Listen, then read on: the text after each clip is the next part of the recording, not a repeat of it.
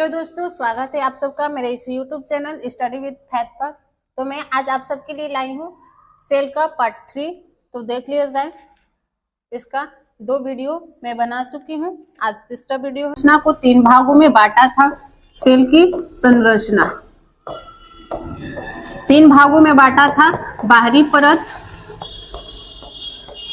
मध्य परत और तीसरा आंतरिक परत, जिसमें हम बाहरी परत में कोशिका भित्ति और कोशिका झिल्ली रखे थे। तो ये दोनों हमने पढ़ लिया है। अब मध्य परत पे देखते हैं, इसमें होता है माइटोकॉन्ड्रिया, गोल्गी काय और सेंट्रोसोम। इसके बारे में आज हम लोग पढ़ेंगे। तो यहाँ पे देख लीजिए, हमने एक सेल ले लिया। सेल बहुत ही छोटा होता है, मैं समझने के लिए इतना बड़ा बना रही हूँ। सरसों के दाने से भी वो छोटा होता है। तो इसमें क्या होगा, माइटोकॉन्ड्रिया होता है। इसके मध्य वाले भाग में हमने ये पढ़ लिया। उसके बाद मध्य में पढ़ेंगे क्या होता है, माइटोकॉन्ड्रिया। क्या होता है, माइटोकॉन्ड्रिया।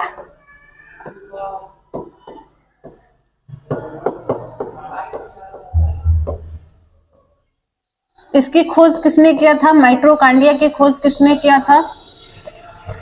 तो माइटोकॉन्ड्रिया की खोज किए थे अल्बर्ट वान कोलिकर। किसने किया था? अल्बर्ट वान कोलिकर।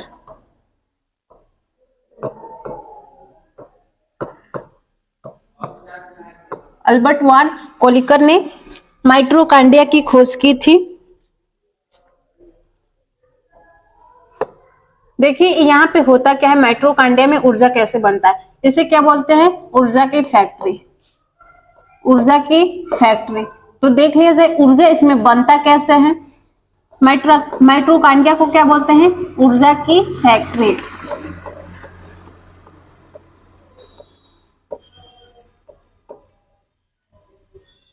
क्या बोलते हैं इसे, ऊर्जा की factory. Power house of body, power house of body.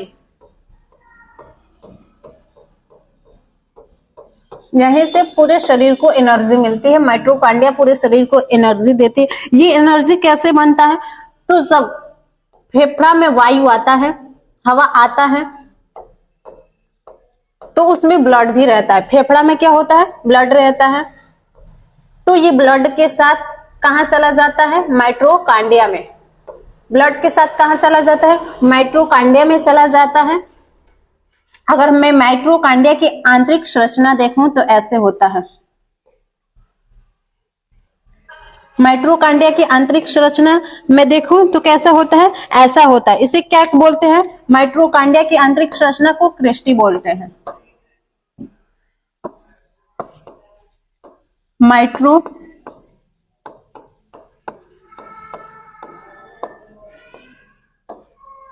की आंतरिक संरचना, इस आंतरिक परत को क्या बोलते हैं, क्रिस्टी। क्या बोलते हैं, क्रिस्टी बोलते हैं।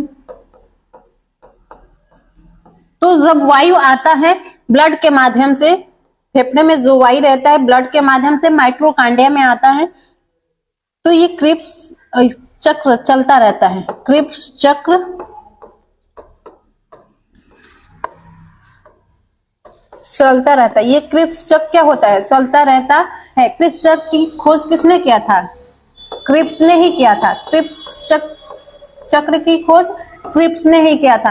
तो इसके फलस्वरूप क्रिप्स चक्र चलता रहता है। ऑक्सीजन आता है, यहाँ पर हवा आता है इसमें माइटोकॉन्ड्रिया में, तो क्रिप्स चक्र चलता रहता है। तो क्या बनता है, 38 एटीपी।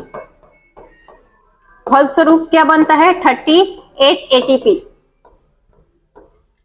ये किसके बराबर होता है, एक ग्लूकोज के बराबर। 38 एटीपी किसके बराबर होता है, तो एक ग्लूकोज। किसके बराबर, एक ग्लूकोज के बराबर होता है, जिसका मान कितना होता है, 4.2 किलो कैलोरी।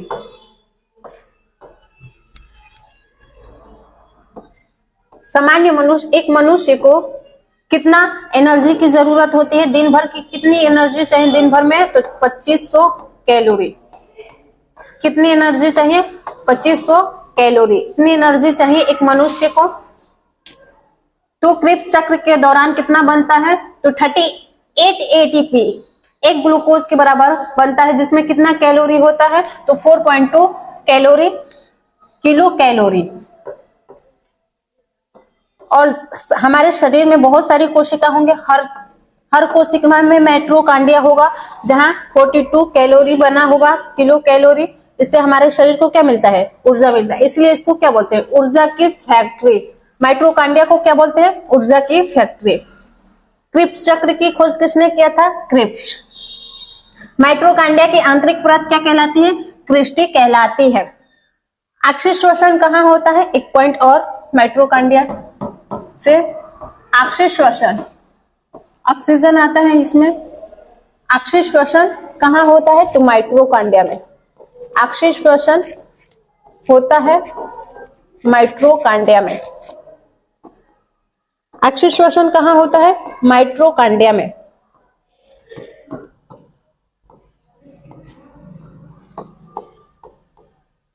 माइटोकॉन्ड्रिया में होता है अक्षय श्वसन। तो ये सारे पॉइंट आप लोग याद रखिएगा माइटोकॉन्ड्रिया के बारे में। अब चलते हैं आगे। माइटोकॉन्ड्रिया हमने पढ़ लिया, यहां पे माइटोकॉन्ड्रिया हमने पढ़ लिया। उसके बाद होता है गोल्जी का। ये क्या करता है? गोल्जी बॉडी, इंग्लिश में बोलते हैं गोल्जी बॉडी और हिंदी में गोल्जी का। इसका कार्य क्या होता है? ये परिवहन करता है, परिवहन का कार्य करता है। गोल्जी बॉडी क्या करता है? परिवहन का कार्य।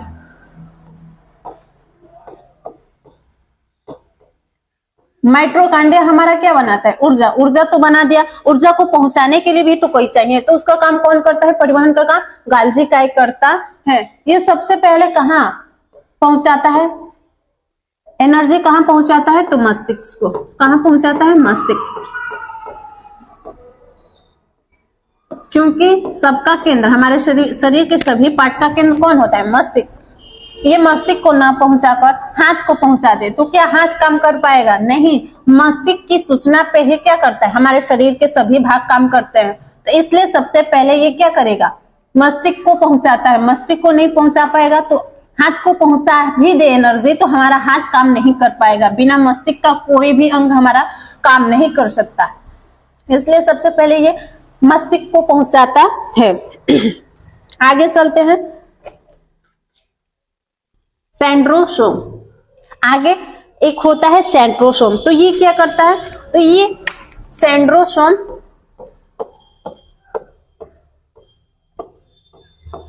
सेंट्रोसोम विभाजन का कार्य करता है। सेंट्रोसोम क्या करता है?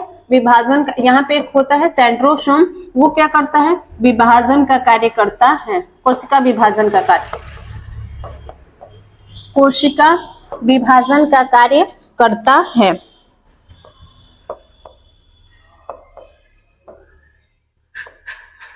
कोशिका विभाजन का कार्य कौन करता है? सेंट्रोसोम करता है। मैंने पिछले वीडियो में बताया है सबसे ज्यादा कोशिका विभाजन कहाँ होता है? तो लीवर में। कहाँ होता है? लीवर। सबसे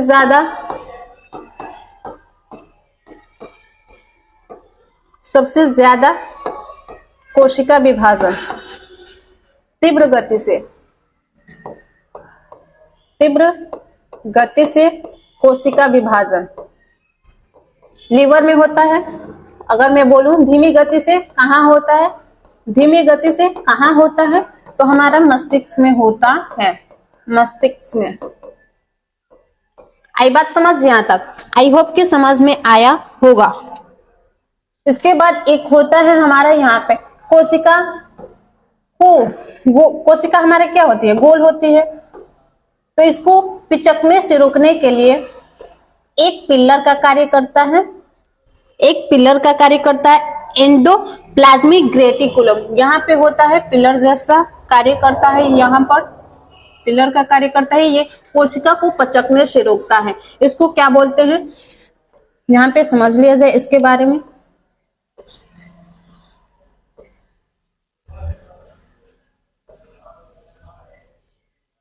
ये हमने माइटोकॉन्ड्रिया पढ़ लिया, गाल्जी काय पढ़ लिया, इसका कार्य पढ़ लिए, सेंट्रोसोम पढ़ लिए। और यहाँ पे होता है, ये पिलर का कार्य करता है, ये पिचकने से रोकता है कोशिका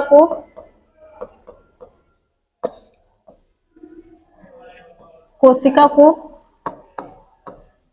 पिचकने से रोकता है।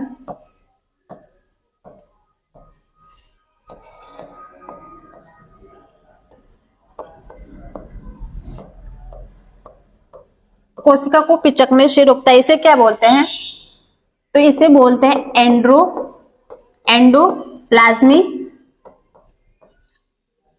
Endoplasmic reticulum.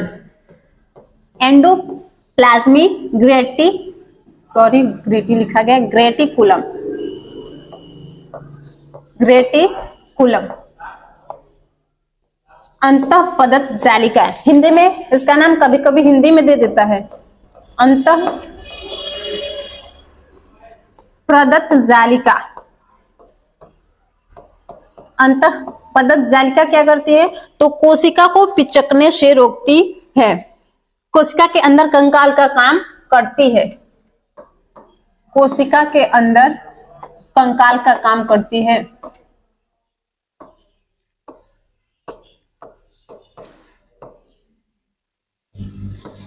कंकाल का काम करता है।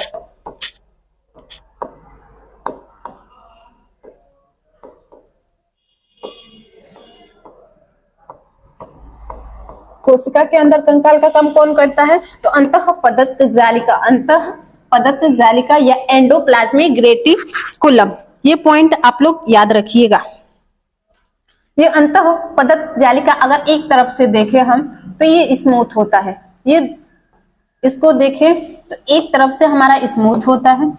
जो भी चिकना पदार्थ होगा किससे बना होता है? वसा। साबुन को ले लीजिए, चॉकलेट को ले लीजिए,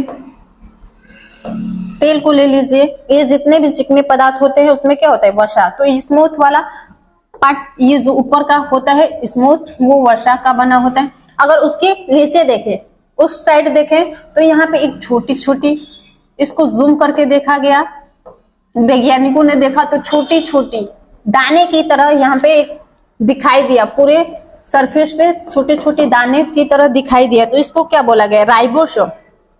एक रफ परत जो पाया गया वो किसका बना होता है? तो वो राइबोसोम होता है, प्रोटीन का बना होता है। रफ परत क्या होता है? राइबोसोम। किसका बना होता है? प्रोटीन का बना होता है। राइबोसोम किसका बना होता है? प्रोटीन का बना होता है।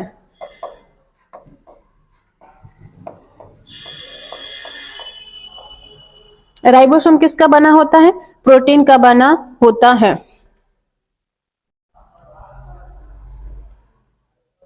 तो यहाँ पे हमने देख लिया राइबोसोम किसका बना होता है? प्रोटीन का बना होता है।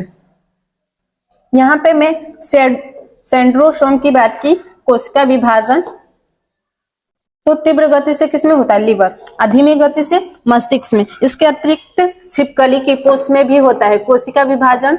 छिपकली की पोंछ देखते हैं आप, जब कट जाता है छिपकली की पोंछ तो उसमें क्या होता है? छिपकली में फिर पुनः रिजनरेट हो जाता है उसका पूंछ। उसके बाद चूहे की पोंछ में भी होता है, चूहा में भी होता है, गेंडे की त्वचा में भी होता है, गेंडा का त्वचा में भी क्या होता है? ये कोशिका विभाजन होता है। अच्छा बताइए, कोशिका विभाजन होना अच्छा है या बुरा? तो देखिए यहाँ पे आपका जवाब होगा, कोई भी चीज की दो चीज होती, किसी भी कोई भी होता है, कोई भी वस्तु, उसमें दो चीज होती है, या तो हानि होता है, हानि लाभ दोनों ही होते हैं। उसका हानि भी होता है और लाभ भी होता है। वैसे ही कोशिका विभाजन का भी हानि भी है और लाभ भी है। कोशिका विभाजन को देखें तो वो अच्छा है, एक तरफ से अच्छा भी है, एक तरफ से बुरा भी है। चोट लग जाने पे अगर कोशिका विभाजन ना हो, वहां पे क्या है? वहां पे बुरा है। कोशिका विभाजन नहीं होगा तो चोट हमारा नहीं भरेगा। कोशिका विभाजन के द्वारा ही कोई भी चोट भरता है। क्या कोशिका विभाजन क्या करता है? तो मान लीजिए ये कोशिका है हमारा, ये मर चुका है, ये कोशिका मृत्यु हो चुका है। मृत्यु कोशिका को क्या कहते हैं? मरी कोशिका को क्या बोलते हैं? नेक्रोसिस। यहाँ पे ऊपर समझ लिया जाए इस टॉपिक को, जब ये टॉपिक छिड़ा ही है तो इसको अच्छे से क्लियर हो जाए। देखिए, मृत्यु जो मरी हुई कोशिका है उसको क्या बोला जाता है? नेक्रोसिस। क्या बोलते हैं? नेक्रोसिस। मरी कोशिका को क्या बोलते हैं? नेक्रोसिस।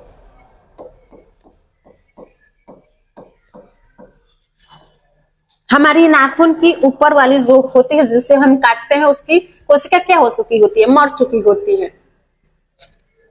अगर जल जाता है हमारा कोई पार्ट तो देखते हैं वहां पे ब्लैक हो जाता है, वो भी कोशिका वहां की क्या हो चुकी होती है? तो मर जाती है। बाद में क्या हो जाता है? ठीक हो जाता है। किसके कारण? कोशिका विभाजन के कारण। अगर कोशिका विभाजन नहीं होता तो हमारे शरीर पे लगा कोई चोट या जला हुआ ठीक नहीं हो पाता।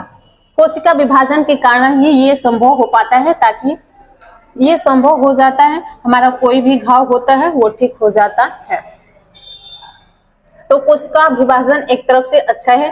और ज्यादा होने लगे, कोशिका विभाजन ज्यादा होने लगे तो क्या होता है? कैंसर।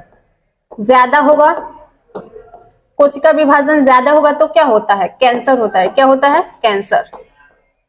ब्लड में ज्यादा होगा तो ब्लड कैंसर होगा, त्वचा पे होगा तो स्किन कैंसर होगा। तो इसका ज्यादा विभाजन भी हमारे लिए क्या होगा? घातक होगा।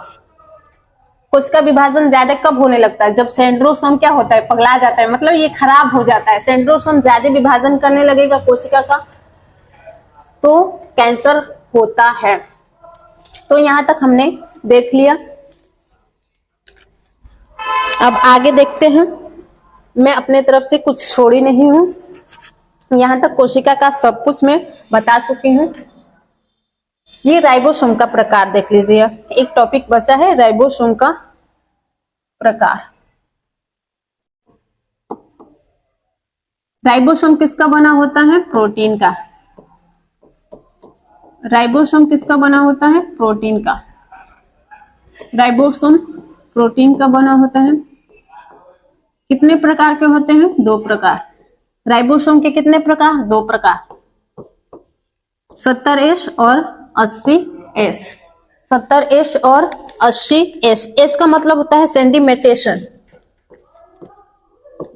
क्या होता है? सेंडिमेटेशन। इसका मतलब होता है नीचे बैठना। सेंडिमेटेशन का मतलब नीचे बैठना, इसी से याद रखिएगा। जो ज्यादा जल्दी नीचे बैठेगा वो क्या होगा? जिसमें भार होगा वही नीचे बैठेगा। तो 80 वाला ज्यादा प्रोटीन बनाता है और 70S वाला कम प्रोटीन बनाता है। तो 70S किसके लिए होता है? तो वायरस। इसको कम प्रोटीन की आवश्यकता होती है, तो ये वायरस, बैक्टीरिया,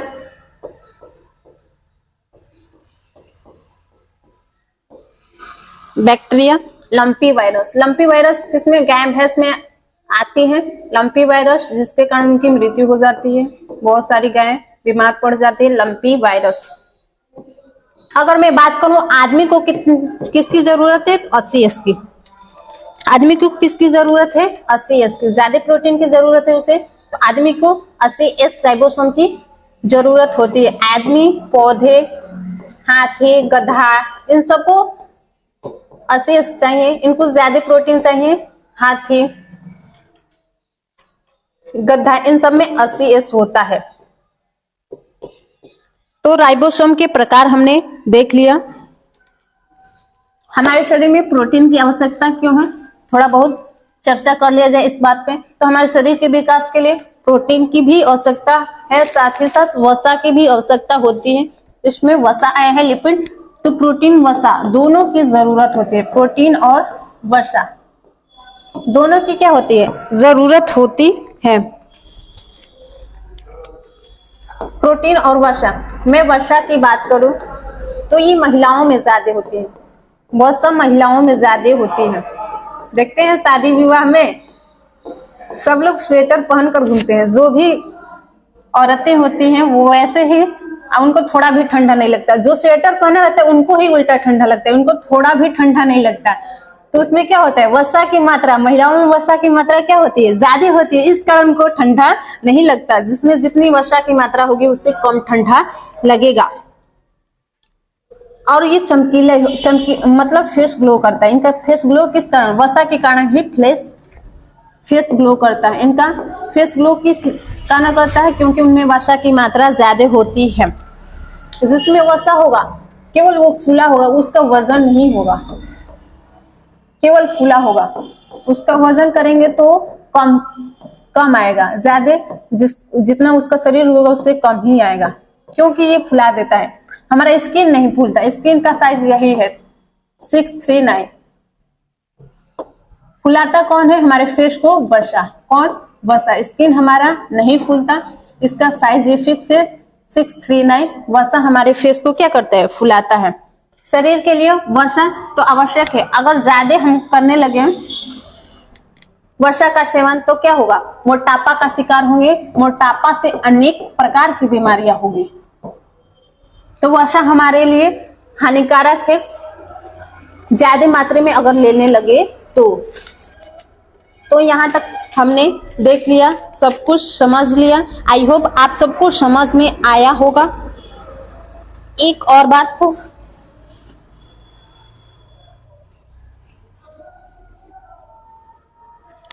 गाल्जी काय, ये मैं छोड़ी थी शायद। गाल्जी काय की खोज एक बार फिर से देख लिया जाए, किसकी खोज किसने किया था, ताकि आपको जितना भी ये खोज किए हैं वो याद रहे।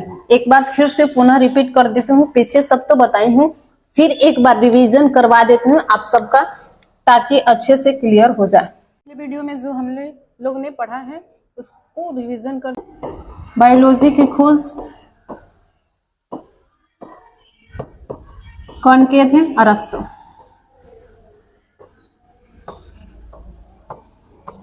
कौन किए थे बायोलॉजी की खोज, अरस्तु। बात करूं मैं बायोलॉजी शब्द की, तो ये सबसे पहले इसका प्रयोग किसने किया था, इसका प्रयोग किए थे लैमार्क। कहाँ के थे ये, फ्रांस के। लैमार्क कहाँ के थे, फ्रांस के। और ट्रेविरेनस ये जर्मनी के थे। 1801 ईस्वी में बायोलॉजी शब्द का प्रयोग किया था। इसको दो भागों में बांटा गया है बायोलॉजी को। कौन कौन, बॉटनी और जूलॉजी। इसके आविष्कारक कौन है, तो अरस्तु। जूलॉजी के आविष्कारक कौन है, अरस्तु। जूलॉजी के आविष्कारक कौन है, अरस्तु। बॉटनी के थियोफ्रेटस।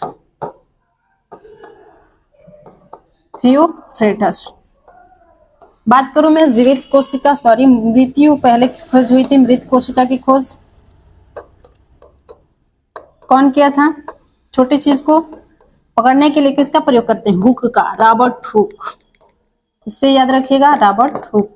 1665 ईस्वी में। कब किए थे, 1665। जीवित कोशिका, लाइव कोशिका की खोज किसने किया था, ल्यूवेनहॉक। लाइव से याद रखिएगा, ल्यूवेनहॉक। एंटोनी वान ल्यूवेनहॉक, एवी ल्यूवेनहॉक। कब, 1674 ईस्वी में। कब किए थे, 1674 ईस्वी में। कोशिका सिद्धांत किसने दिया था,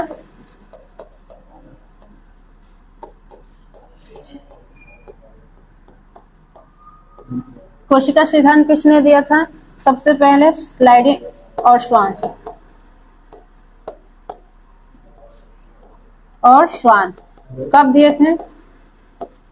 कब दिए थे स्लाइडिन और श्वान, 1838-39 में। ये पिछला वीडियो में गलत हो चुका, इस पे ध्यान दीजिएगा। 1638 में बता दी हूँ, नहीं, ये 1838 और 39 में दिए थे। स्लाइडेन एंड स्वान, मनुष्य से ही गलती होती है, गलती हो गई है, मैं सुधार दे रही हूँ उस गलती को। 1838 में किया था। स्लाइडेन एंड स्वान कब किए थे? 1838। बाद में इसे विर्सो, रुडोल्फ विर्सो, रुडोल्फ विर्सो सुधारे। कब? 1855 ईस्वी में। कब सुधारे थे? 1855 ईस्वी में। यहां तक खोज हो गया और सारी खोज देख लिया जाए। माइट्रोकांडिया की खोज किसने किया था? ये रिवीजन हो रहा है आपका। माइट्रोकांडिया की खोज किसने किया था? अल्बर्ट वान कोलिकर। कौन किए थे? अल्बर्ट वान कोलिकर। अल्बर्ट वान कोलिकर।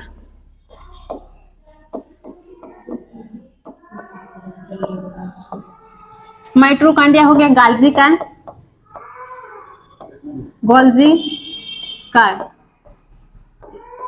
इसका खोज किसने किया था? Camillo Golgi.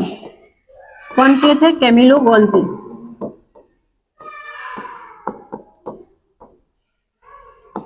Camillo Golgi. तो ये सब फैक्ट आप याद रखिएगा, ये एग्जाम में पूछने के चांसेस रहते हैं। यहाँ तक ही मैं सेशन का अंत करती हूँ। मेरा वीडियो अच्छा लगा हो तो मेरे चैनल को सब्सक्राइब करें, मेरे वीडियो को आगे बढ़ाएं, लाइक करें और कमेंट करना ना भूलें। जय हिंद, जय